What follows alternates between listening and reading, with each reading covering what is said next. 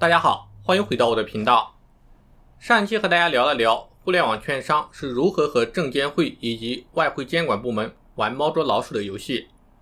互联网券商往往通过境外注册公司、境内提供技术支持的套路躲避监管，通过坚决不帮助顾客换汇的原则来保命。说到底，还是要感谢这些互联网券商为我们提供了门槛很低的境外投资的渠道。有了境外的美股证券账户之后，下一步要做的就是入金，而这也是美股投资最关键最难的一步。境外的券商普遍用美元或者港元结算，也就意味着股民必须要使用相同的币种，不能用人民币入金。如果某一天你兴高采烈地发现了一个可以用人民币入金的平台，那么就一定要谨慎了。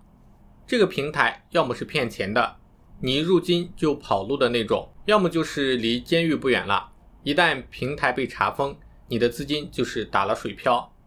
目前美股券商入金最简单的方法是开一张境外银行卡，然后从境内购汇汇款到海外账户，然后用海外账户入金券商平台。那么你用外汇汇款炒股，外管局、银行、券商和你这四者之间会有哪些博弈？今天就和大家一起聊一聊。在开始之前，如果你还没有订阅我的频道，欢迎在视频下面点击订阅，点开小铃铛，这就是对我最大的支持。那我们开始今天的内容吧。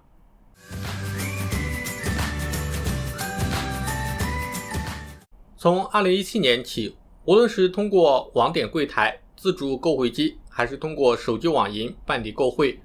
都需要填写一份个人购汇申请书。申请书需要填写预计运汇的时间、详细的购汇用途，不得虚假申报，购汇不得用于境外的买房、证券投资。外汇管理机构表示，会对个人外汇业务进行监管检查，存在违规行为的个人会被列入关注名单，当年以及之后2年不能再享有每年5万美元的个人便利化额度，同时将依法移送反洗钱调查，相关信息也会被纳入个人征信记录。而实际情况是，只要资金到了境外的银行，就非常难以监管。就算知道了某人换汇炒股，也无从查证，因为外汇机构是无权核查境外银行账户的。监管机构只知道这笔钱出去了，到了境外的某个银行账户，至于这笔钱后续的流向和用途，他们也无从查起。而目前大部分境外炒股的都是谎报购汇的目的，把外汇转到个人银行账户，然后再入金券商。在2017年底的时候，我本人甚至通过农业银行直接把美元成功电汇到我盈透证券的账户中。作为境外的券商， KYC 和反洗钱的要求只有2条，只能接受同名汇款，不可以是第三方转账，不可以是数字货币。至于客户通过什么方式把资金转到海外的银行账户，这是客户自己的行为，券商不会干预。而银行方面对于外汇炒股可以做的也非常有限。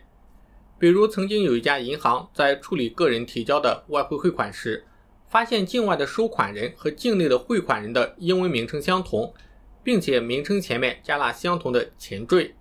这可能是境内个人在互联网交易平台注册后自动获得的入金账号格式。比如说你的名字是张三，某些券商会自动给你生成一个入金的海外银行账户，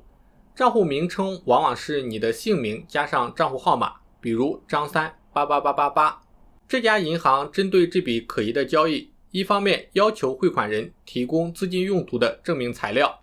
另一方面对境外的交易平台进行了穿行验证。审核结果显示，汇款人无法提供资金用途的材料，而穿行验证证明这里名字加数字的账户是境外炒股平台自动生成的账户格式。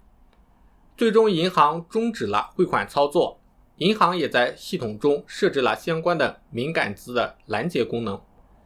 银行能做的就是识别转账账户，如果是机构账户，就看是不是券商账户；如果是个人账户，就看是不是可疑账户。有银行的人士表示，银行有确保个人换汇额度不能用于资本投资的责任，但是逐笔审核从可持续性和技术上都有难度。外汇局方面一直在围堵资金出境炒股的漏洞，还会不定期的给银行下发拦截关键词和风险提示通知。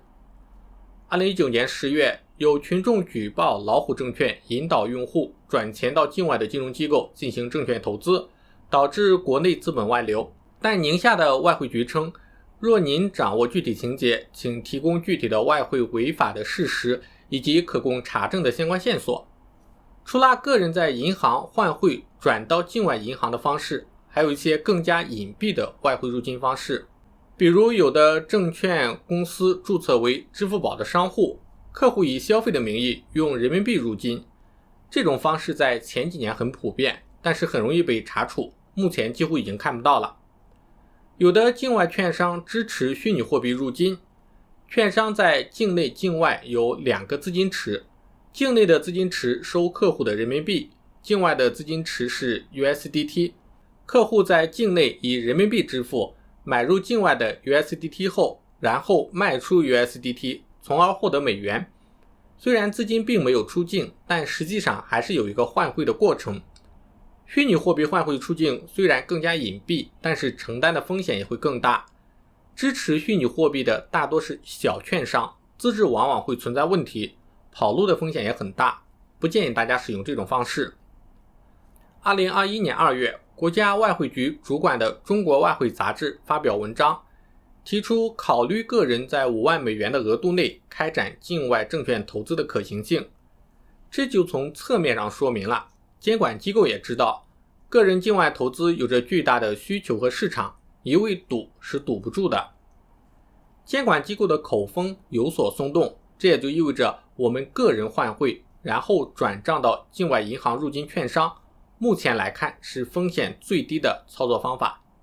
关于境外账户，想要投资美股的小伙伴，有条件的可以出国办，没条件的花钱找中介代办一个境外的银行，目前都是可行的办法。这其实也是对自己未来一个值得的投资。以上就是本期视频的内容，如果你觉得我的视频还不错，点赞分享就是对我最大的支持。还没有订阅的小伙伴可以点击视频下面的订阅按钮，点开小铃铛，这样就不会错过我的更新了。那我们下期再见。